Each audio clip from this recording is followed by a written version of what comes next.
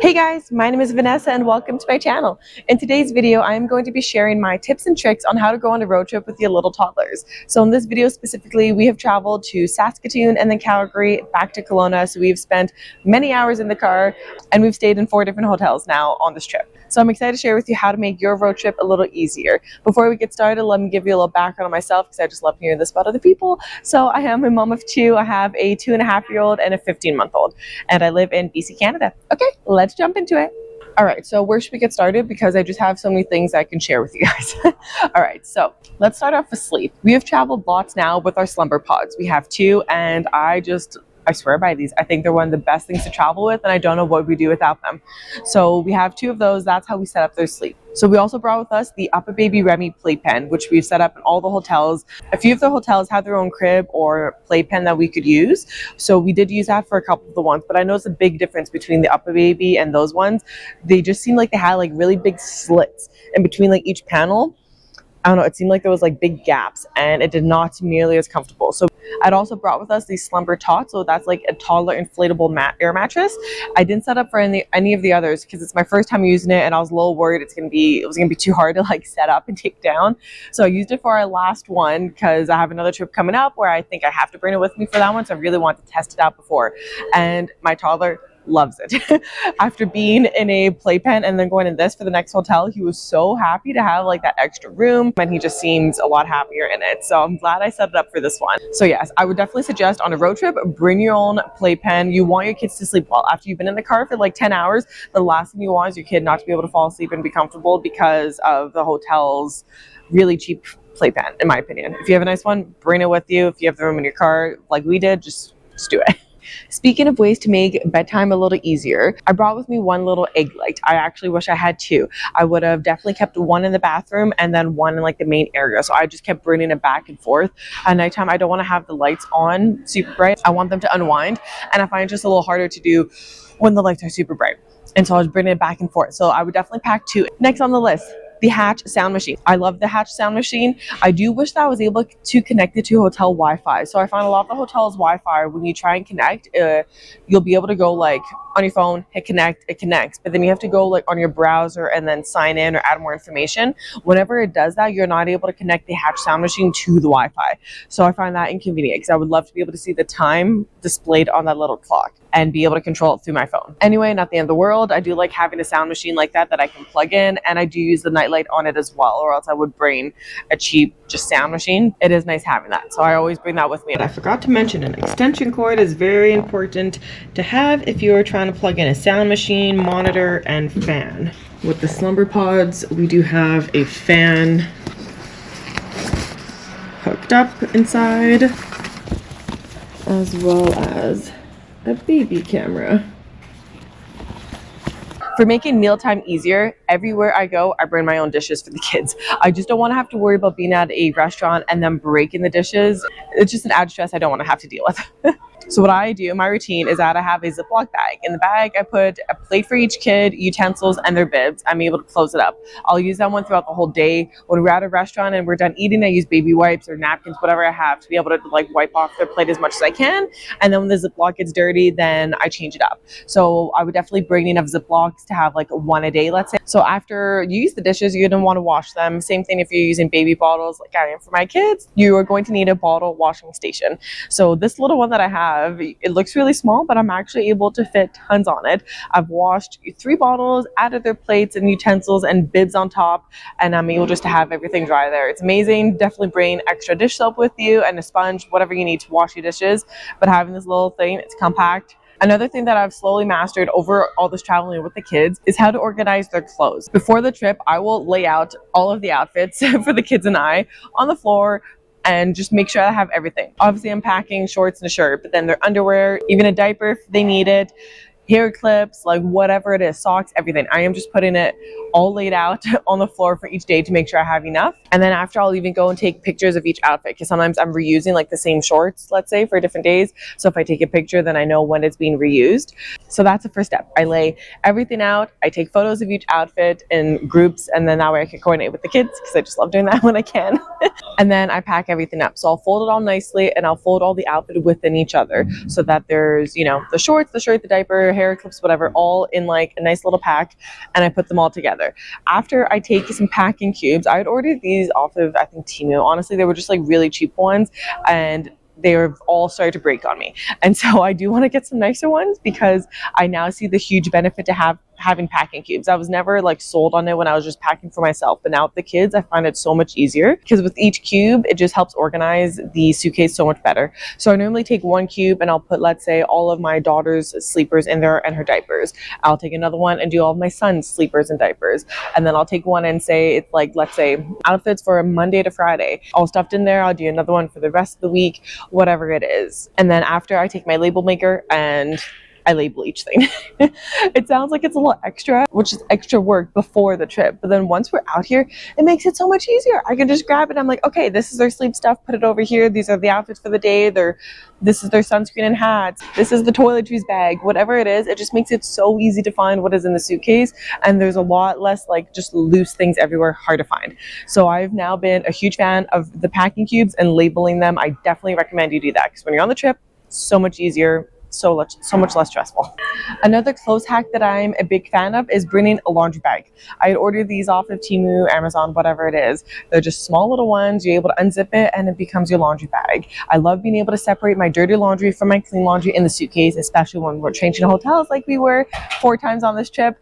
It makes it so much easier being able to do that. When we got to our last hotel, I actually just took a whole laundry bag and I just left it in the car. I didn't bother bringing it upstairs because, again, that's the perks to having our car with us. We could just leave things in it. We don't need to be packing things up and down, all that extra weight. So laundry bag, once you use it, I swear you won't want to go back. Now, I guess a little more specifically to an actual road trip, a few other tricks that I did, how I packed the car and what I brought with us for the actual road trip part of it. So I got these organizers from Temu that go behind the seats. They were only $8 for the 2. So really cheap and definitely worth it. I would say the sections on this one were a little on the smaller side, but I was still able to fit what I need. Behind my daughter's like car seat, on that side, I had diapers, wipes, a change pad. I had a blanket for nap time. I put the sound machine, a binky. At the top, I put some books for her and a couple little toys. And then beside it, I put one of her stuffed animals for nap time. On my son's side, I had a similar thing. So he is potty trained, but you know, he's 2.5, accidents do happen. I was not willing to risk an accident on the actual car drive because I would not be able to clean the car seat. So I had him in a pull-up for the car ride, which he didn't complain about, luckily. I had a spare pull-ups behind the seat. I had underwear. I had his blanket for nap time and his stuffy as well. I had some books and little thin toys I was able to fit at the top, like the Magnet Men sticker books. I had that as well. I had a binky for him there with the diapers. I also had a portable toilet seat. The ones in public washrooms are obviously too big for toddlers. So having these things right behind the car made it a lot easier because our car was honestly like packed. I had organized my car in a way where if I wanted to sit in the third row, I could. And so that meant that I had bags at the feet of the car seat. So we had like a duffel bag there and a cooler as well. So it was really nice to have those sections behind the seat to just quickly grab the stuff when we make stops, just to try and make it a little smoother. I had brought with us a cooler to keep some milk in and also some ice packs. So we didn't bring any milk with us when we left because my youngest is on formula now and my oldest is on cow's milk. So we bought the milk once we got into town, but we have been transporting it hotel to hotel since. And I have just like these giant ice packs that I have in the cooler, and it's been fine. We've been able to travel with that. I would just recommend bringing extra ice packs if you're bringing breast milk with you, kind of a thing. So I'd also used an old caddy that I used to put diapers in for snacks. Lately, I've been keeping it actually in my car just to organize random stroller accessories, but this time I used it for snacks. And so it was really handy having that because I had it in the back seat, but like right between the 2 seats, so whoever was the passenger could easily grab it. So I had just a whole bunch of random snacks that would be easy to grab, like applesauce pouches, different crackers, the melts, like Goldfish, Cheerios, and their little snack cups that are like kind of spill proof, just made it a little easier to travel with. And of course, I also had to have a section for adult snacks because when you're driving that long, you need to stay awake. So I had some chips for us and gummy bears. So I guess I could kind of share my overall experience of the road trip with the 2 under 3 and things that helped. So we had, although we had like the portable toilet seat cover thing, we also brought his portable potty. And so we had that in the back because he could be a little finicky sometimes and sometimes want to sit on one or not the other. So Lisa gave us that option. And then we also had to randomly stop on the side of the road in the middle of nowhere for him to go pee because if he had to go, I was going to give him the chance to go. They did have to have naps in the car. So what we did for that, and it kind of worked well. The first day, I guess we got really lucky because it was actually starting to rain right at nap time, which meant everything got dark and it was like setting the mood. But what we did when it was nap time, we'd be giving them a heads up that, hey, you know, in 15 minutes, we're going to go for a nap. 5 minutes, it's nap time. And then we'd close the sunroof, put up those shades on the window to just try and help make it a little darker. I would turn on the sound machine, even though there's noise with the car or whatever. I found it just helps. So I turned on the sound machine, gave them their binkies, the blankets, and a stuffed animal. And you know, just try and have them go to sleep. All right, so I suppose you're curious on how we actually kept them occupied on these day-long drives. I can't remember how many hours it was because it was so many. But we drove on the first day, Kelowna to Drumheller. Second day was Drumheller to Saskatoon. The third drive was Saskatoon to Calgary. So I have to be honest and say they didn't use as many toys as I thought they would. I definitely brought more than I needed. So the first hour of the first drive, we spent that by calling grandparents, chatting with them in the car, and then we gave them one toy each. We had a sticker book and then a busy cube, and that's all they needed for the first hour. Okay, one done. The second hour was another toy, and then we gave them snacks. Boom, another hour done. The third hour was spent by stopping in Revelstoke for a diaper change and some lunch, and then just kind of usual car ride stuff. The fourth hour, we had to make another stop for a bathroom break, and then they started their nap. The fifth hour was spent with the entire nap, so that was fabulous. Sixth hour, we stopped for a bathroom break after the nap, gave them some snacks, and then a toy again. Seventh hour, we had spent having a dance party, because at that point, they were getting a little antsy in the car. And so we started playing like some kid music, their favorite songs. So yeah, whenever my 15-month-old got like fussy and no toys were keeping her entertained anymore, she wasn't, you know, she's had already enough snacks, she doesn't need more, then baby music was always the one for that. As soon as she'd hear it, it's like she would just perk up and like, oh, okay, I'm happy now. And just be dancing in her seat, clapping away. So that was great. My favorite toy that I've given my 2.5-year-old on this trip has been the magnet bin. Those things are amazing. He has spent so much time playing with them. He would just play on his own. He would play with the box that they came in. When he would get bored, he'd kind of pass it to me. I would build something, give it back to him, and then he'd be playing with it for like another 10 minutes. Like he would play with it for so long. Like I definitely recommend that toy. So I had bought one of those like trays that go over their lap when they're sitting down in the car seat, because I saw that online. People were like, oh my God, this is a must. You need to get it. And I was like, yeah, logically, of course, that'd be super awesome to have like a tray on your lap. Then you could actually play with Lego, like draw and do all these things.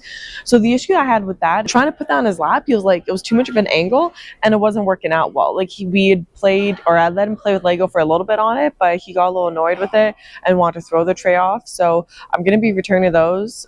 I'm not sold on them right now. My daughter definitely did need it. Every toy we gave her, she could just play with on her lap. She did not need the tray. So as a whole, they really did not play with that much of a variety of toys. They were quite entertained with like the few on rotation. One of my tips is to hide all the toys that you're bringing for at least a few weeks before the trip. That way, when they do get to play with it, it's fresh in their mind, it's something new, and they're all excited about it. Specifically for my 15-month-old, I would say she just played with a few random different toys. She was hard to keep engaged because she's too little to actually build things by herself, but the Busy Cube was a good one. We have this toy I call the spaceship. She was entertained by that for a bit. We gave them both books as well. Peekaboo books, that was good. My 100 First Words, I think it's called, that one was also good. Kept her busy for a little bit. So we were just swapping the books back and forth between them. Something I found easier to organize all the toys with is I got these little mesh bags off of Temu, and I put each toy in one of those bags. So let's say his Lego that had multiple pieces, I have it in one of those mesh bags. He had some magnetic blocks, I put all those in one of those mesh bags. And then I had a basket for each kid where I put all of their toys in. So whenever we'd make a stop for a bathroom break, I could then swap out the toys that I had, because I had it like behind the car seats. There just wasn't enough room to keep all the toys like in arm's reach, because I wanted the cooler in arm's reach as well as the snack caddy, and it just got a little squishy back there. So that worked out well, just having a few toys I would be able to swap out back and forth. I hope this video was useful to you, and please leave a comment down below on where your plans are to go on a road trip next, because I just love hearing what everyone's travel plans are, and I'm so excited for you to go have fun. Honestly, we've had such a great time with our kids, and the road trips were, even though we spent many hours, they were totally good. There was one day where we had an unplanned detour, as in we were stuck in the mud for 3 hours, and they were supposed to start their nap before we got stuck. So we were definitely pushing them to the limits. But even with that, they were awesome troopers, and they were so good. I would say the hardest time we had was when we got to the hotel. They were just overtired the one night, and it took a little bit to get things set up. And after that, it just got better and better and better. So I'm so happy we've been able to go on this road trip, and I hope you have a great time with your kids on yours. I would love it if you consider subscribing. I like to make baby and toddler product review videos, as well as some how-to videos and with my tips and tricks like this one here. I post a video once a week, so stay tuned for some more, and I'll see you guys in the next one.